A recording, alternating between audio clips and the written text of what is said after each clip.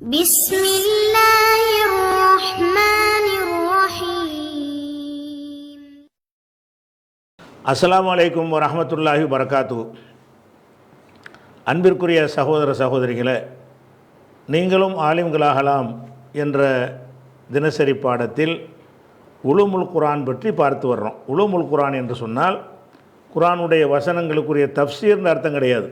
உலூமுல் குர்ஆன் என்று சொன்னால் குர்ஆனை பற்றிய கலைகள், குர்ஆனில் என்னென்ன விஷயங்களை எல்லாம் நம்ம அறிந்து கொள்ளணும் அப்படிங்கிற விஷயங்களுக்கு பேர் தான் உலூமுல் குர்ஆன்.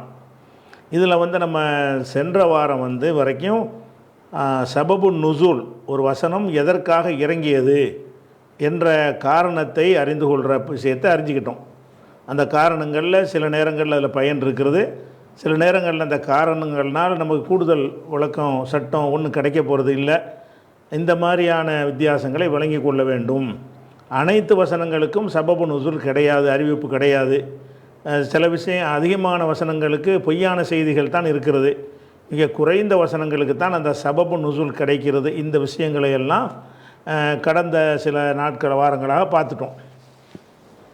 குர்ஆனில் அறிந்து கொள்கிற ஒரு விஷயம் என்னென்னு கேட்டால், இன்னொரு விஷயம், குர்ஆனுடைய வசனங்களில் பல இடங்களில் இல்திஃபாத் என்கிற ஒரு வகையில் அந்த வசனம் அமைந்திருக்கிறது. இல்திஃபாத் என்று சொன்னால் இல்தஃபத என்றால் திரும்பினான்னு அர்த்தம். திரும்புறது என்று சொன்னால், நான் இந்த பக்கம் உங்களை நேராக பார்த்துக்கிட்டு இருக்கிறேன்னா, இந்த பக்கம் திரும்பினா, இந்த வலது பக்கம் திரும்பினேன், இடது பக்கம் திரும்பினேன், பின்னாடி திரும்பினேன், திரும்புகிறோம்ல, அந்த திரும்புறதுக்குரிய சொல்லு இல்தஃபத்த. அதனுடைய மஸ்தர் இல்திஃபாத். இந்த அகராதியில் இந்த அர்த்தம். ஆனால் இலக்கியத்தில் இல்திஃபாத்துன்னு ஒன்று வச்சுருக்கிறாங்க. என்ன வச்சுருக்காங்கன்னு கேட்டால், ஒரு ஆளை பற்றி படற்கையாகவே பேசிட்டு வர்றது. இஸ்மாயிலை பற்றி பேசுகிறோம். இஸ்மாயில் போனான், இஸ்மாயில் வந்தான், அங்கே போனான் அப்படின்னு சொல்லிட்டு திடீர்னு இஸ்மாயில் நோக்கி நேராக பேசிடுறது. அதாவது படற்கையாக பேசிக்கிட்டு வந்துட்டு, படற்கை அவன் என்ற அடிப்படையில் பேசுனா கடைசி வரைக்கும் அவன் தானே பேசணும். அவன் என்று யாரை பேசுகிறோமோ அவனை நீண்டு சொல்லி என்ன செய்வாங்க, மாற்றிடுவாங்க. இது அரபி இலக்கியத்தில் நிறைய இருக்கிறது. நிறைய கவிதைகள் இந்த மாதிரி இருக்கிறது.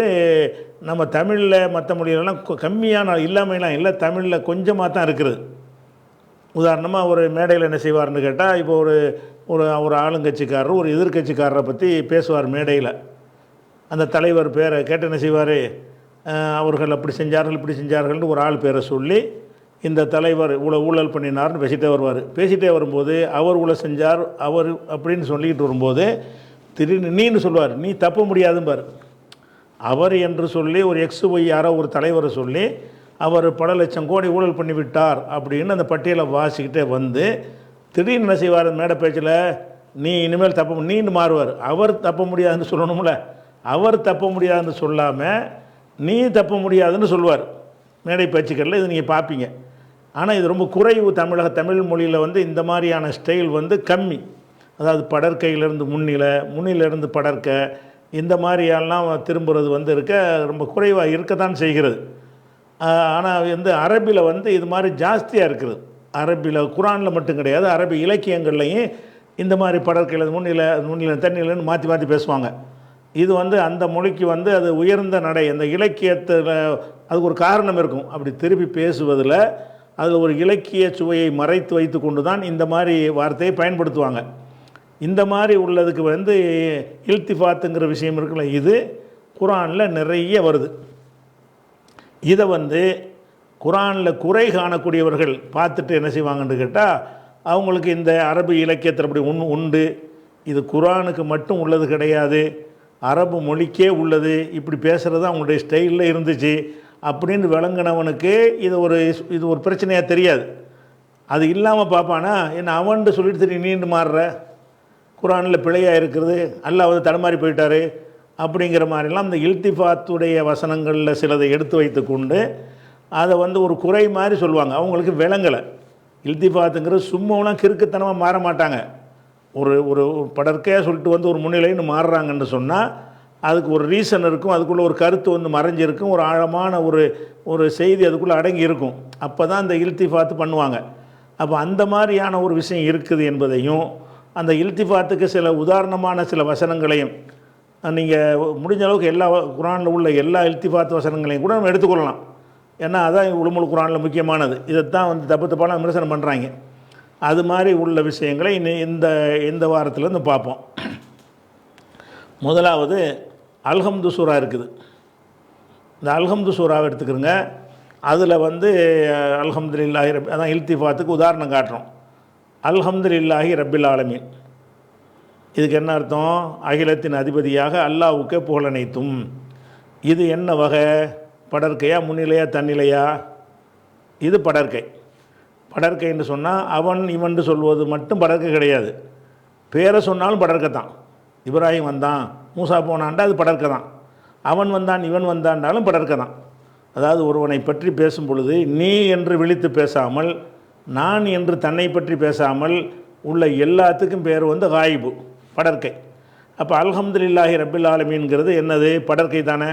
அல்லாஹ்வுக்கு உனக்கே புகழனைத்தும்னு நம்ம சொல்லலை. நம்ம ரெண்டு பேர் பேசிக்கிறோம், அல்லாஹ்வுக்கு எல்லா புகழும்னு சொல்லி பேசுகிறோம். அப்போ கேட்குறவன் பேசுகிறவன் அல்லாத அல்லாஹ்வை நினைச்சு என்ன செய்கிறோம்? அல்லாஹ்வுக்கு எல்லா புகழும் அப்படின்னு சொன்னால் இது வந்து படற்கைன்னு நல்லா விளங்குது. அப்புறம் அர்-ரஹ்மான் இர்-ரஹீம், அளவற்ற அருளால் நிகரற்ற அன்புடையவனாகி அல்லாஹ்வுக்கு புகழ் அனைத்தும், படற்கை ஸ்டைலில் வருது.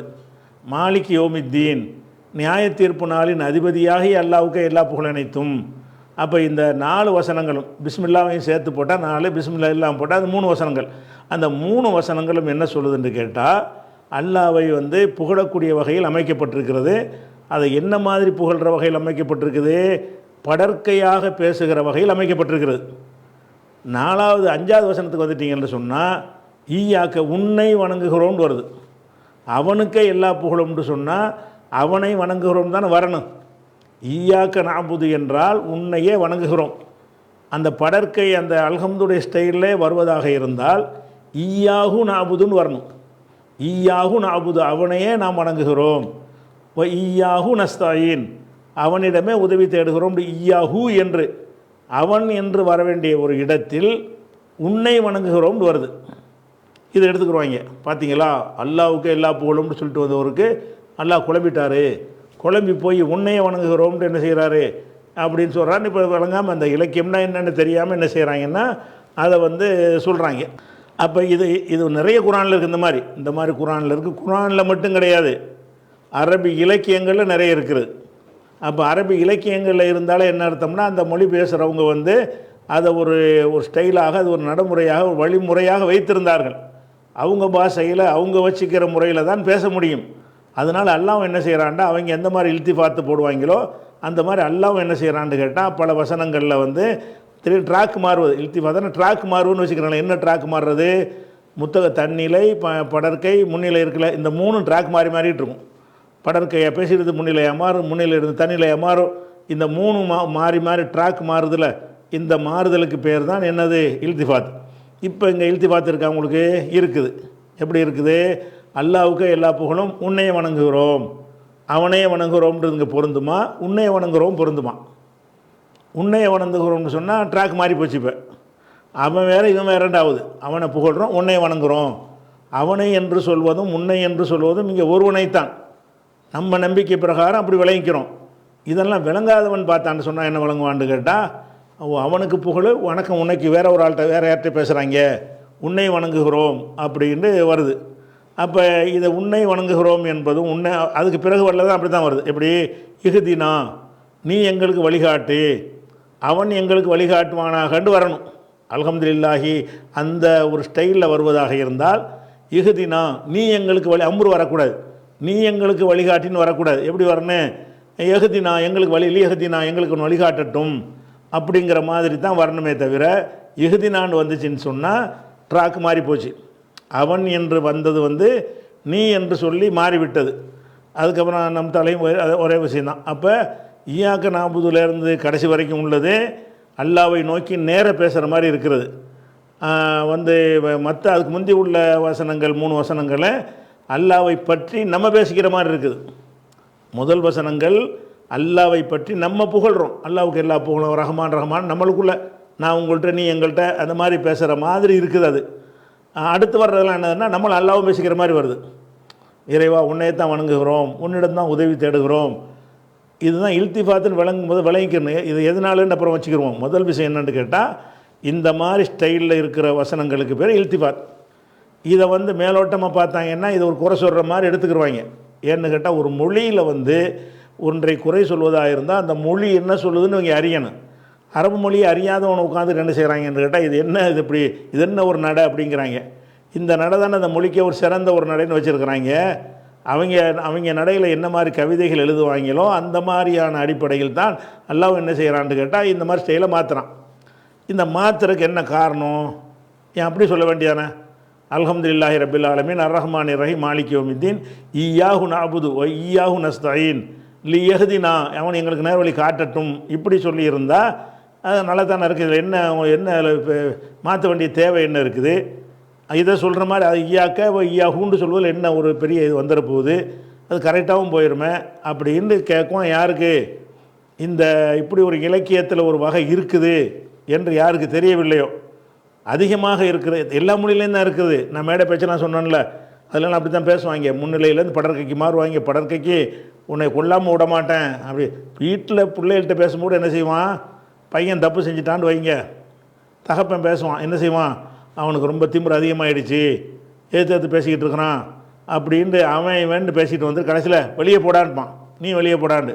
அப்போ அவனை பற்றி தன்னுடைய மனைவிட்ட பேசுகிற மாதிரி ஸ்டைலில் வந்து கடைசியில் என்ன செய்வான்? இவனை நோக்கி பேசுவான், நீ வெளியே போண்டு. அப்போ அவன் என்று சொன்னதும் நீ என்று சொன்னதும் ஒரு ஆள் தான். இந்த மாதிரி நம்ம நம்ம நம்ம நம்ம பேச்சு வழக்கத்தில் பேசுகிறோம்னா பேசுகிறோம், ஆனால் குறைவு. அரபியில் உள்ள அளவுக்கு ஜாஸ்தி இல்லையே தவிர இந்த மொழியில் இல்லைன்னு சொல்ல இயலாது. நம்ம மொழியிலையும் அந்த மாதிரியான பேச்சு வழக்கு இருக்கிறது, அனைத்து மொழிகளிலும் இருக்கிறது. சதவீதம் ரொம்ப கம்மியாக இருக்கும். அரபியில் இந்த இல்திஃபாத்தை ஓவராக பண்ணுவாங்க. அரபி மொழியில் இல்திஃபாத்து ஜாஸ்தியாக இருக்கும். அப்போ இந்த மாதிரி வருவது வந்து குர்ஆனில் ஒன்று வரும் பொழுது இது ஏதோ தவறாக யாரை செய்து விட்டார்கள், இது என்ன இது மாற்றமாக இருக்கேன்னு ஒரு நெருடல் வரும்ல, அந்த நெருடலை நீக்கிக் கொள்வதற்கு தான் இந்த இல்திஃபாத் வசனங்களை எடுத்து அதனுடைய விளக்கங்களை நம்ம பார்க்குறோம். முதல்ல என்ன செய்யணும்னு கேட்டால், இப்போ அல்லாஹ்வை பற்றி நம்ம புகழ்கிறோம். எதனால் இந்த ட்ராக் மாறுதுன்னு நீங்கள் விளங்கிக்கிறணும். அதுக்காக வேண்டி எதனால் ட்ராக் மாறுதுன்னு கேட்டால், அல்லாண்டு அல்லாண்டா உண்மை நமக்கு தெரியாது. ஃபஸ்ட்டு இப்போ தான் என்ன செய்கிறோம்? அல்லாஹ்வை பற்றி பேசுகிறோம். அல்லாஹ்வுக்கு எல்லா புகழும் அப்படின்னு சொன்னால் அல்லாஹ்வை வந்து தூரமாக வச்சு பேசுகிற மாதிரி, அல்லாஹ் அங்கே எங்கேயோ இருக்கிறான், நமக்குள்ளே பேசிக்கிறோங்கிற மாதிரி என்ன செய்கிறது? அந்த ஒரு தன்மையில் இருக்கிறது. அப்போ தான் அல்லாஹ்வை பற்றி பேசுகிறோம். ரப்புல் ஆலமீன்றவுடனே அல்லாஹ் பற்றி நான் இன்னும் கொஞ்சம் நெருக்கம் கிடைக்கிது. ஓ, ரப்புல் ஆலமீனான அல்லாவா? அப்புறம் அர்ரஹ்மான் ரஹீம், அளவற்ற அல்லாஹ் நிகரற்ற அப்படின்னு அல்லாஹ் இன்னும் கொஞ்சம் நெருக்கம் வர்ற மாதிரி இருக்குது. அல்லான்னு சொன்னவுடனே தூரமாக இருக்கிற மாதிரி இருக்கிறது. அவன் ரப்புல் ஆலமீன் ஒரு தன்மையை சொன்ன உடனே ஓ, அல்லாஹ் இப்படிப்பட்டவனான்னு கொஞ்சம் நெருங்குது. அதுக்கப்புறம் அளவற்ற அருளாளன் நிகரற்ற அன்புடையோன் அப்படின்னு சொல்லும் பொழுது இன்னும் கொஞ்சம் அவனை பற்றின புரிதல் கூட வரும்போது இன்னும் கொஞ்சம் நெருங்கி வர்றான். மாலிக் யௌமித்தீன், நியாய தீர்ப்புனால தான் இறுதினால் அங்கே நான் தாண்டா எஜமான் அப்படின்னு வந்த உடனே ஓ, இப்படிப்பட்ட ஒருத்தனான்னு பேசுகிறோம்ல. அப்போ அல்லாஹ் வந்து பேசிக்கிட்டே வந்த அல்லாஹ் வந்து கிட்ட வந்துடுற மாதிரி வருது, நெருங்கிட்டான். இப்போ உன்னையே வணங்குகிறோம்.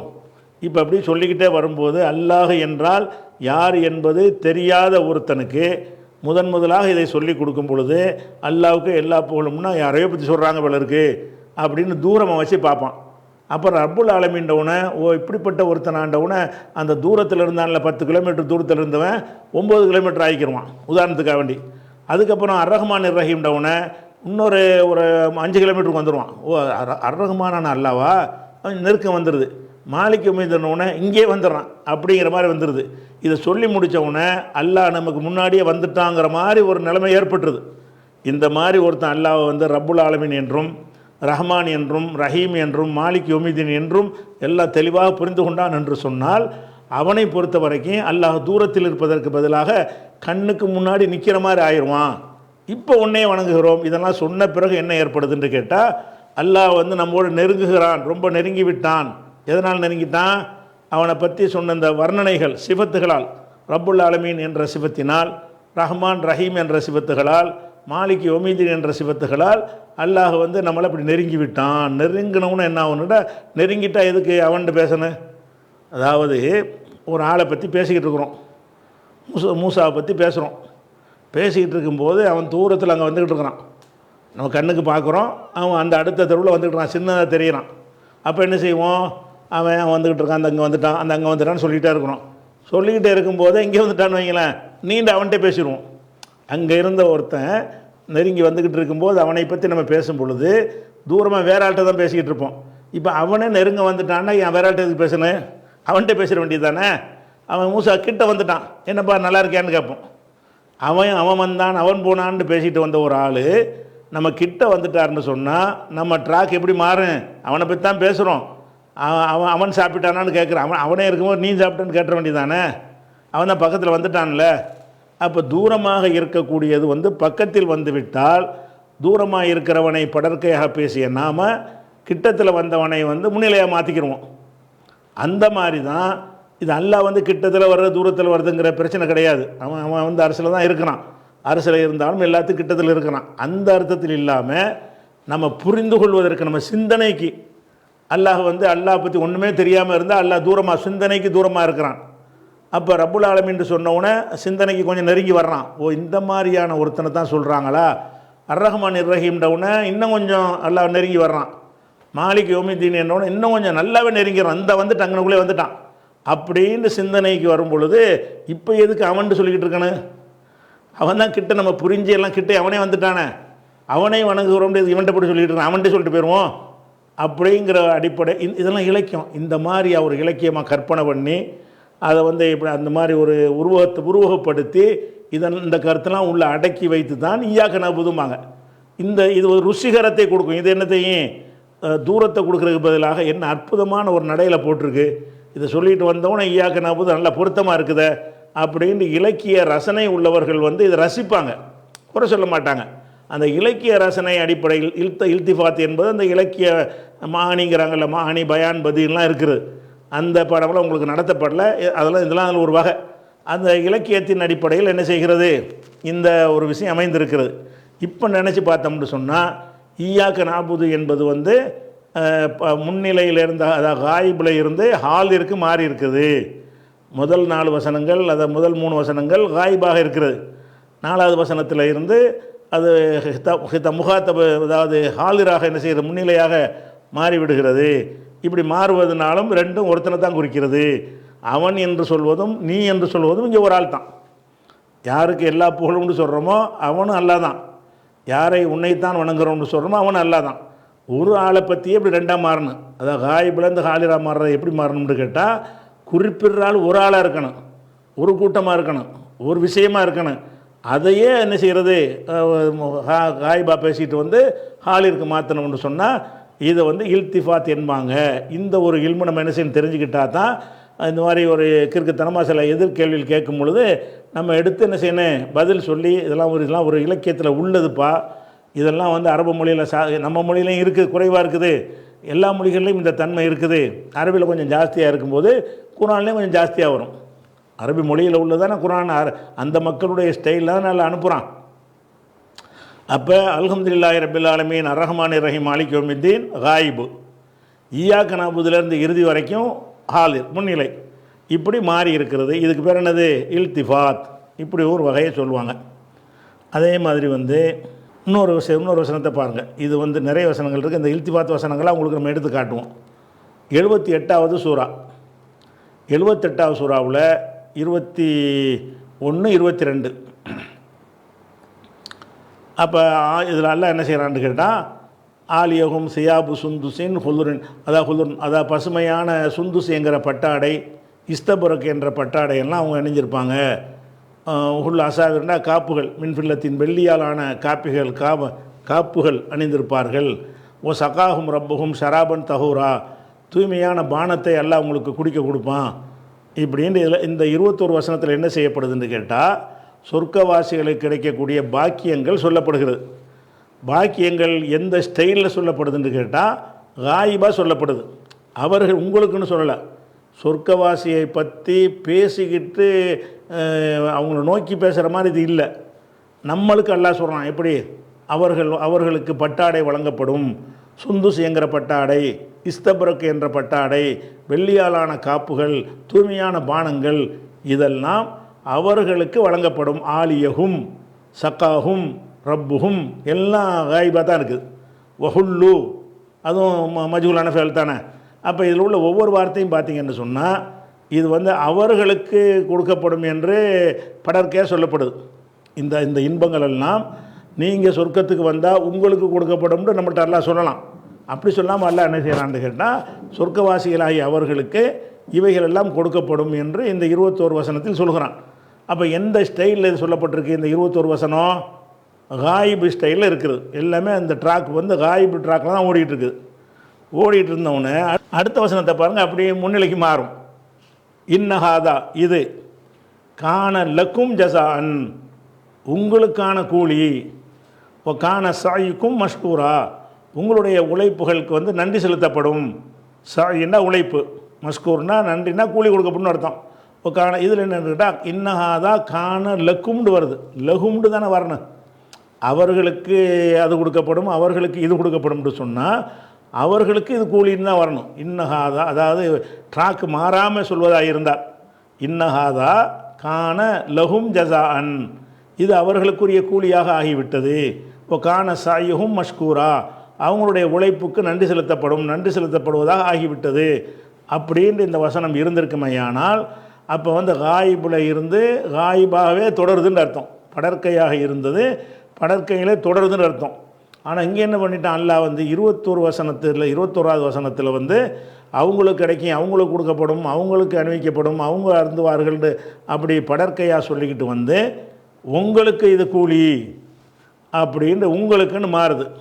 இந்த உங்கள்னு சொல்வதும் அவர்கள்னு சொல்வதும் ஒரே ஆள் தான்.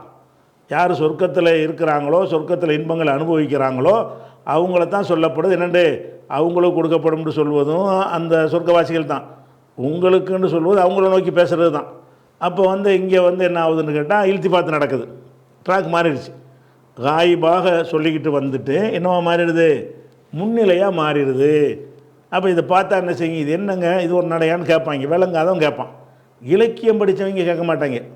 இலக்கியம் படிக்காமல் இலக்கணத்தை மட்டும் படிச்சுட்டு இருக்காங்கல்ல, அவனுங்களுக்கு என்ன செய்யும்னா இப்படி கிராமர் படி சரியாமாங்க. கிராமர் மட்டும்தான் இருக்குன்னு நினைக்கிற ஒரு மொழிக்கு கிராமர் மட்டுமா இருக்குது? கிராமர் இருக்கிறது, கிராமரை தாண்டி இலக்கியங்கள் இருக்கிறது. அது மாதிரியான இலக்கியங்களை தான் வந்து உதாரணமாக ஒரு பொருளுக்கு நேரடி அர்த்தம், இரண்டாம் அர்த்தம்லாம் இருக்குதுல்ல, அந்த மாதிரியான விஷயங்கள்லாம் இலக்கணப்படி பார்த்தா தப்பாக போயிடும். ஒரு மனுஷனை பிடிச்சி என்ன செய்கிறோம், சிங்கம்ங்கிறோம், இது இலக்கணப்படி தப்பு. ஆனால் இலக்கியப்படி ரைட்டு. அது அவன்கிட்ட ஒரு வீரமாக இருந்தான்னு சொன்னால் அவன் வந்து சிங்கமாக இருக்கிறான். சிங்கம்னா சிங்கம் இல்லை, சிங்கம் போன்ற வீரன் அப்படின்னு அவனை வந்து ஒரு சிங்கமாக ஊமை பண்ணி அந்த வீரம் இவன்கிட்ட இருக்குன்னு சொல்லி கற்பனை பண்ணி அதுக்கு தகுந்தவாறு வாசகத்தை போடுவது வந்து இலக்கிய சுவையில் உள்ளது. அதாவது இலக்கணம் மட்டும் வைத்து பேசுகிறவன்லாம் என்ன செய்வான்னு கேட்டால் அவர்கள், அப்புறம் என்ன நீங்கள் அப்படிமா. அவர்கள் நீங்கள்ங்கிறது ஒரு இலக்கியத்துக்காக வேண்டி, ஒரு ருசிக்காக வேண்டி, ருசிகரமாக இருப்பதற்காக வேண்டி, ஒரு உயர்ந்த ஒரு தத்துவத்தை உள்ளடக்குவதற்காக வேண்டி இப்படி மாற்றுறது உண்டு, எல்லா மொழிகள்லையும் உண்டு அப்படிங்கிறத விளங்கினவன் இதை குறைய சொல்ல மாட்டான். அப்போ இங்கே என்ன வந்திருக்குன்னு கேட்டால் அவர்களுக்கு எல்லாம் இருக்குதுன்னு சொல்லிவிட்டு உங்களுக்குன்னு வருதில்ல. அப்போ இங்கே வந்து இல்திஃபாத் இருக்குது. என்ன இல்திஃபாத்து? இல்திஃபாத்தும் மினல் கைபத்தி இலல் ஹுலூரி. கைபத்தில் இருந்து, கைபத்துனா காயிபு, காயிபில் இருந்து ஹுலூர் வரைக்கும் ஹாலிராக மாறி இருக்கிறது அப்படின்னு இதுக்கு வந்து சொல்லுவாங்க. அப்போ இதில் இது இல்திஃபாத் இருக்கிறது நமக்கு தெரிஞ்சு போச்சு. எல்லா இல்திஃபாத்துலேயும் ஒரு ரீசன் இருக்குங்க. அதுக்காக தான் இல்திஃபாத்தை பண்ணுவாங்க. அந்த ஒரு ருசிகரமாக அதை சொல்வதற்காக தான் என்ன செய்வாங்க, இல்திஃபாத்தை பண்ணுவாங்க. இலக்கியவாதிகள் கவிதைகளில் பண்ணுவாங்க. எல்லாம் அதுக்கு தான் பண்ணுறான். அப்போ வந்து இதில் என்னத்துக்கு அவனி பண்ணணும், இதில் இல்திஃபாத் இருக்குதுங்கிறது விளங்கிருச்சு. இதையே இன்னஹாதா காண லக்கும்னு பதிலாக லகும்னு சொல்லலாம் தானே. என்ன மாதிரி ஒரு மாதிரி அதே கருத்து தான் வரப்போகுது. இன்னஹாதா காண லகும் ஜசான் இது அவர்களுக்கான கூலியாக ஆகிவிட்டது. இப்போ காண சாயுகும் மஷ்கூரா, சாயிக்கும் என்பதற்கு பதிலாக சாயுகும் மஷ்கூரா அவங்களுடைய உழைப்பு வந்து நன்றி செலுத்தப்படும் அப்படின்னு சொன்னால் என்ன குழப்பம் வரும்? ஒரு குழப்பமும் வராது. அது வேறு ஒரு கருத்தை தர அதே கருத்தில் வந்துடும். அப்படி இருக்கும் பொழுது என்னத்துக்காக வேண்டி தேவையில்லாமல் அவர்களுங்கிற இடத்துல போட்டு நீங்கள்னு மாறணும்னு கேட்டால் அதுக்கு ஒரு ரீசன் இருக்குது. என்ன இந்த ரீசன் எல்லாம் சொல்ல மாட்டான். இலக்கியவாதிகள் கவிதையிலையும் சொல்ல மாட்டாங்க. மூளையை கொண்டு நம்ம தான் வழங்கணும். இந்த இலக்கியத்துக்கு இந்த காரணத்துக்கு தான் இப்படி செஞ்சுருக்குன்னு சொல்லி எல்லாம் சொல்லிட்டான்னா அதுக்கு பேர் இலக்கியம் கிடையாது. இலக்கியம்னா என்ன அர்த்தம்? கேட்குறவன் என்ன செய்யணும்னு கேட்டால் ஒரு ஒரு ஒரு பெண்ணை வர்ணிக்கும் போது நிலவு போல் நீ இருக்கிறாய், நிலவு வந்து விட்டது, ஒரு பெண்ணு உங்களை நோக்கி வர்றாள், நீங்கள் விரும்பக்கூடிய ஒரு பெண், அழகான பெண் வர்றாள்னா நிலவு வந்து விட்டதுன்னு சொல்லுவோம். நிலவு வந்துருச்சு, நிலவாக வந்துருச்சு இல்லை. நிலவு வந்துருச்சுன்னா என்ன அர்த்தம்? நிலவில் எப்படி பிரைட்டாக இருக்குதோ இல்லை, அது ஒரு மண் ஒன்றும் கிடையாது. இவங்க அந்த காலத்தில் தூரத்தில் நிலவு பார்த்தாங்களா, வெளிச்சமாக இருந்துச்சா, அது மாதிரி பிரைட்டாக இருக்கிறத சொல்வதற்காக வேண்டி பயன்படுத்திட்டாங்க. நிலவு வருதுன்னா என்ன அர்த்தம்? நிலவு போன்ற வெளிச்சமாக இவள் இருக்கிறாள். அப்போ நிலவில் எப்படி பிரைட் இருக்குது, வெளிச்சம் வருகிறதோ அந்த மாதிரி மூஞ்சிலேருந்து வெளிச்சம் வருது அப்படின்னு ஒரு கற்பனையை மனசுக்குள்ளே வைத்துக்கொண்டு அப்புறமேலே இவளை நிலவு என்று சொல்வது. இதை அந்த காரணத்தை விளக்கிட்டோம்னா அது என்னது? உன்னை நிலவு போன்ற, நிலவில் எப்படி வெளிச்சம் இருக்கிறதோ அந்த மாதிரி உனக்கு வெளிச்சம் இருக்கிறது, அதனால் நிலவு என்கிறேன்னு சொல்லிட்டானா ருசியாக இருக்கிறது. அதை சிந்திக்கிறவனுக்கு விட்டுறணும். நீ சிந்திச்சிக்க, ஏன் இப்படி சொன்னான் என்பது என்ன செய்ய, படிக்கிறவன், வாசிக்கிறவன், கேட்குறவன் சிந்திச்சா தான் அவனுக்கு என்ன செய்யும்னா அது ஒரு இன்ட்ரெஸ்ட்டாக இருக்கும். அதில் ரொம்ப ஒரு இன்பம் கிடைக்கும், ஒரு ஈடுபாடு கிடைக்கும், ஒரு ஆர்வம் கிடைக்கும். அப்படிங்கிறதுக்காக வேண்டி காரணத்தைலாம் சொல்ல மாட்டாங்க. அல்லாவும் சொல்ல மாட்டான், இலக்கியவாதிகளும் சொல்ல மாட்டாங்க. அதில் நம்ம விளங்கிக்கணும், ஏன் இந்த வார்த்தையை பயன்படுத்தினான்னு நம்ம என்ன செய்யணும், நம்ம விளங்கி கொள்ள வேண்டும். அப்போ அந்த மாதிரி பார்க்கும்பொழுது இப்போ நம்ம சிந்திச்சு பார்க்குறோம், ஏன் இதை சொல்கிறேன்னு கேட்டால் இதையும் அல்லாஹ் சொல்லணும், நீ என்ன தானே சொல்கிறேன்னு கேட்பாங்க. நம்மளாக சிந்திக்கிறதுக்கு தானே அதை விட்டுருக்கான்ல. அல்லாஹ் சொன்னதான் அல்லாஹ் சொல்லியிருப்பானே, நான் ஏன் இப்படி செஞ்சேன் என்றால் சொல்லியிருப்பான்ல. அவன் சொல்லலை. இல்லை சொல்லணுன்னு அர்த்தம், இந்த மாதிரி பயன்படுத்துகிறானே எதுக்கு இந்த அரபியில் பயன்படுத்துகிறாங்க அப்படின்னு நம்ம இலக்கியத்தை போய் தேடணும். ஓ, இந்த மாதிரி நோக்கத்தெல்லாம் பயன்படுத்துவாங்களான்னு தெரியணும். தெரிஞ்சுக்கிட்டு அப்போ அவங்க எப்படி பயன்படுத்துனாங்கன்ற அதே ஒரு ரீசனோடு பயன்படுத்துகிறாங்களோ இங்கே என்ன ரீசன் இருக்குது அப்படி சிந்திச்சு பார்த்தோம்னு சொன்னால் என்ன அழகாக எல்லாம் அமைச்சிருக்கான் பாருங்கள் அப்படின்னு நினைச்சிங்க. இது ரொம்ப உயர்ந்த ஒரு இடத்துக்கு போயிடும். இந்த நடை ஒரு உயர்ந்த நடையில் ஒன்றாக மாறிடும். அப்போ இங்கே எதுக்கு எல்லாம் செஞ்சுருக்கிறான்னு கேட்டால், இப்போ சொர்க்கவாசிகள் சொர்க்கத்துக்கு போகிறாங்க. சொர்க்கத்துக்கு போகும்போது அவங்களுக்கு எல்லாம் என்ன செய்யப்படுது, தங்க காப்பு கொடுக்கப்படுது, அதெல்லாம் கொடுக்கப்படுது, எல்லாம் நல்லா பாக்கியம் எல்லாம் கொடுக்கப்பட்ட உடனே அந்த சொர்க்கவாசிகள் அல்லாவுக்கு நெருக்கமாயிடுறாங்க. இப்போ அல்லாஹ் என்ன செய்கிறான்னா, அவங்களுக்கு கொடுக்கப்பட்டுச்சுன்னு சொன்னான்ல, கொடுக்க என்ன செய்யறேன்னா அவங்கள நோக்கி கிட்டத்தில் எல்லாம் நிற்கிற மாதிரி வந்துடும்னா உங்களுக்குன்னு பேசுகிற அளவுக்கு நெருங்கிடுறாங்க. இப்போ அவங்களுக்கு இதெல்லாம் கொடுத்தார்கள்னு சொல்லும் பொழுது தூரத்தில் வைத்து பேசிவிட்டு இவ்வளோ இன்பங்களும் கொடுத்தார்கள்னு சொன்ன பிறகு என்ன, சொர்க்கத்துக்கு நம்ம போயிடுறோம். நமக்கு போக முடியாது, அல்லாஹ் போயிடுவான்ல. அல்லாஹ் என்ன செய்கிறான்னா இதெல்லாம் கொடுத்துட்டு அவங்கள நோக்கி பேசுகிற மாதிரி அவங்கள கொண்டாந்து நிப்பாட்டி வைத்து விட்டு அவங்களுக்கு இதெல்லாம் கொடுக்கப்படணும்னு சொல்லிட்டு உங்களுக்கு எதுக்கு தந்திருக்கேன் தெரியுமான்னு மாதிரி அவங்கள நோக்கி எல்லாம் பேசுகிறான். இப்போ கொஞ்சம் தூரமாக அல்லாவுக்கு எதுவும் தூரம் கிடையாது. இலக்கியத்துக்கு சொல்லும்போது அந்த மாதிரி சொல்லிக்கிடுவாங்க, தூரமாக உள்ளதை கிட்டத்தில் கொண்டு வர்றதுன்ட்டு. அல்லாவுக்கு தூரமும் கிடையாது, கிட்டையும் கிடையாது, எல்லாம் சமம் தான் அல்லாவுக்கு. ஆனால் அந்த இலக்கியத்துடைய அர்த்தத்தில் என்ன செய்வாங்கன்னு கேட்டால், தூரத்தில் அந்த வார்த்தை அமைப்பின்படி என்ன செய்கிறாங்கன்னா தூரத்தில் இருக்கிறாங்க. எது அவர்களுக்கு கொடுக்கப்பட்டுச்சுன்னா அங்கனுக்குள்ளே இல்லைன்னு அர்த்தம். அவர்களுக்கு கொடுக்கப்பட்டுச்சுன்னு சொல்லிக்கிட்டு இருக்கும்போது சொல்லிக்கிட்டு போய்கிட்டே இருக்கிறோம். என்ன மனிதன் செய்கிற மாதிரி ஒரு விஷயத்தை உதாரணம் வச்சு பார்த்தா உங்களுக்கு புரியும். ஏன்னா அல்லாவுக்கு இந்த தூரம் நெருக்கம்ங்கிறது இல்லாததுனால அல்லாவை வைத்து பேசுனா உங்களுக்கு புரியாது. இதை ஒரு மனுஷன் பேசுகிற மாதிரி வச்சு பார்ப்போம். அதுக்கப்புறம் அதனுடைய ரீசன் உங்களுக்கு விளங்கி போயிடும். என்ன விளங்கிடும்னு கேட்டால், ஒரு அடுத்த தெருவில் உள்ள ஆட்களுக்கு பரிசு கொடுக்குறாங்க. ஃபஸ்ட்டு மார்க் வாங்கினவனுக்கு, செகண்ட் மார்க் வாங்கினவங்களுக்கெல்லாம் பரிசு கொடுத்துட்டே இருக்கிறாங்க. அதை நான் பேசுகிறேன், யார்கிட்ட பேசுகிறேன், ஒரு நண்பர்கிட்ட தோளில் கை போட்டு பேசிக்கிட்டே போகிறேன். எங்கே போகிறேன், அந்த பரிசளிப்பு நிகழ்ச்சிக்கு போகிறேன். போயிட்டு நம்ம எப்படி பேசுவேன், அவருக்கு அதை கொடுத்தார்கள், இவருக்கு அதை கொடுக்குறாங்க பாரு, இவன் அந்த பரிசை வாங்குறான், இவன் இந்த பரிசை வாங்குறான்னு பேசிகிட்டே போவோம். பேசிகிட்டே போகும் பொழுது பரிசு வாங்குறவங்களாம் உட்காந்துருப்பாங்க. நம்ம ஸ்பாட்டுக்கே போயிட்டால் அவங்கள நோக்கி பேசுவோம். என்னடா உங்களுக்கு எதுக்கு தந்தாங்க தெரியுமா, இது நீங்கள் நல்லா உழைச்சதுக்காக தான் தந்தாங்கன்னு சொல்லுவோம். அப்போ தூரத்தில் இருக்கும் பொழுது, ஒருத்தனை தூரமாக வைத்து பார்க்கும் பொழுது அவனுக்கு கொடுத்தார்கள், அவன் வாங்கினான், அவனுக்கு வழங்கப்பட்டதுன்னு சொல்லிக்கொண்டே வருவார்கள். அப்படியே கிட்ட நெருங்கி நம்ம அப்படி போனோம்னு சொன்னால் அந்த பரிசளிப்பு நிகழ்ச்சிக்கே போயிடுவோமா. போனால் அந்த பரிசு வழங்குறவர் இப்படி ஆடியன்ஸில் அந்த மக்களை பார்ப்பார். அது மாதிரி நம்மளும் பார்க்க ஆரம்பிச்சிடுவோம். அப்போ நம்மளுடைய பேச்சு யாரை நோக்கி இருக்கும், அவனை நோக்கி தான் இருக்கும். இந்த மாதிரி வாங்கினீங்களே பரிசு, எதுக்கு உங்களுக்கு தந்துச்சு தெரியுமா, அவர்களுக்குன்னு சொல்ல மாட்டோம், இவர்களுக்கு ஏன் பரிசு கொடுத்தார்கள் அப்படின்னு எப்போ சொல்லுவான். அவன் தூரத்தில் இருக்கும்போது தான் சொல்லுவோம். கிட்டத்தில் வந்துடும்போது இன்னொரு ஆள்கிட்ட பேச தேவையில்லை, அவன்கிட்ட பேசிட்டு போயிடலாம். அந்த மாதிரியான ஒரு ஸ்டைல் என்ன செய்வாங்கன்னு கேட்டால், இது உங்களுக்கு ஒரு கூலியாக இருக்கிறது அப்படின்றது எல்லா மொழிகள்லையும் இலக்கியத்தில் இந்த ஒரு ஸ்டைலில் பயன்படுத்துவாங்க. அதே மாதிரி தான் அல்லாஹ் என்ன செய்கிறான்னா, சொர்க்கவாசிகளை தூரத்தில் வச்சு பார்க்குற மாதிரி அவங்களுக்கு பரிசெல்லாம் கொடுத்துக்கிட்டே இருக்கும்போது எல்லாம் போய்கிட்டே இருக்கிற மாதிரியும் கிட்ட நெருங்கணும் அந்த கிட்ட அவங்களே பார்த்தாச்சுங்கிற மாதிரி. அல்லாஹ்வுக்கு தூரத்துக்கு அது அதிகம்லாம் கிடையாது. இந்த இல்திஃபாத்துடைய அந்த வகை வந்து இதுக்காக உள்ளது. அப்போ அந்த மாதிரியான மனித ஸ்டைலில் எல்லாம் பேசுகிறான். மனிதர்களுக்கு வந்து உன் ஸ்டைலில் நீ பேசுவீங்கள அந்த மாதிரி பேசுவதாக இருந்தால் இது இந்த மாதிரி தான் பேசணும் அப்படிங்கிற அடிப்படையில் இது அமைந்திருக்கிறது. அப்போ பார்த்தோன்னு என்ன ஆயிரேன், அல்ல அப்படி சொர்க்கவாசிகள் கொடுத்துட்டே இருக்குதுங்கன்னா கொடுத்துட்டு நல்லா போயிட்டே இருக்கானா, கிட்ட வந்துட்டான், சொர்க்கத்துக்கு வந்துட்டான். இப்போ வந்து யாரை பார்க்குறான், அவனையும் நேராக பரிசு வாங்குறவன் நேராக பார்க்குறான். அப்போ எதுக்கு இன்னொரு ஆள்கிட்ட போய் சொல்லணும், அவன்கிட்ட சொல்லிட வேண்டியதானே. இன்னஹாதா கானலுக்கும் ஜஸான், இது உங்களுக்கு கூலியாக ஆகிவிட்டது. ஓ கானசாயிக்கும் மஷ்கூரா. அப்போ இந்த இடத்துல வந்து அவர்கள் அனுமதிக்கப்படுவார்கள், உங்களுக்கு இது கூலி என்று சொல்வது வந்து ட்ராக் மாறி இருந்தாலும் ஒரு பார்ட்டியைத்தான் அது குறிப்பிடுகிறது. சரியா? எதுக்காக குறிப்பிடுதுன்னா ஒரு இலக்கிய சுவைக்காக வேண்டி செய்கிறாங்க. குர்ஆன் வந்து ஒரு பெரிய பண்டிதர்கள்லாம் இருக்கிற இலக்கிய சுவையோடு அதை மிஞ்சுகிற வகையில் உள்ள நடையில் இந்த குர்ஆன் இருக்குது. அதனால் இலக்கியவாதிகள் இதெல்லாம் செய்வாங்களோ அதெல்லாம் மிஞ்சுகிற வகையில் அல்லாஹ் என்ன செய்வான், அந்த இலக்கிய ரசனையோடு பேசுவான். இலக்கிய ரசனையோடு அந்த இலக்கிய ரசனையில் உள்ளதை தனியாக பிரித்து வழங்கிக்கிறணும். இதெல்லாம் மெயினில் ஏற்றிக்கிட்டு இந்த மாதிரி ஒரு மனிதன் எவ்வளோ இலக்கியமாக பேசுவாங்க அந்த மாதிரி ஸ்டைல் எல்லாம் பேசியிருக்கான் பாரு. இதுலேருந்து கொள்கை முடிவுலாம் ஒன்றும் வராது. அல்லாஹ் தான் இது தந்திருக்கான், அவனுடைய திறமையை காட்டுறது, நான் தான் எனக்கு எல்லாம் முடியும்னு காட்டுறதுக்காக எல்லாம் என்ன செய்கிறான். இந்த மாதிரி விஷயங்களை வந்து பொருத்தமாக நீ என்ன எழுத படிக்க தெரியாத முகமதுங்கிறிய, இந்த பார் அவர் மூலமாக உங்கள் இலக்கியத்தை மிஞ்சக்கூடிய உதாரணத்தை சொல்லி காட்டுறேன்னு அல்லாஹ் என்ன செய்கிறான், அதை சொல்லி காட்டுறான். இதுக்கு பேர் இல்திஃபாத். 2 இல்திஃபாத் பார்த்துட்டோமா. இன்னும் இல்திஃபாத்தான வசனங்கள் வந்து நிறைய இருக்கிறது. ஒரு சில வசனங்களை கொஞ்சம் அதிகமாக பார்த்துக்கிட்டிங்கன்னா எங்கே பார்த்தாலும் உங்களுக்கு என்ன செய்யும், இல்திஃபாத்தை விளங்கிக்கிருவீங்க.